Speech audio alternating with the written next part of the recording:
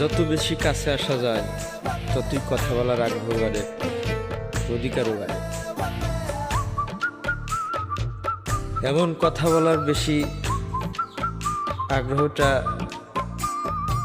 চরম অন্যায়ের এবং ভীষণ বোকামির। এক সময় ভালো লাগার সাথে পাল্লা দিতে গিয়ে খারাপ লাগাগুলো ভালো কাজ করে।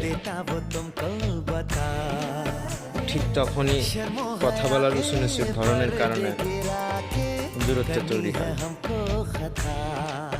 সেই দূরত্বগুলো বুকের ভিতরে তোলপাড় শুরু করে দেয়, ঝড় হয়ে যায়। ঠিক ওই সন্ধিক্ষণে মনে হয় এর চেয়ে বরং অপরিচিত থাকাই ভালো।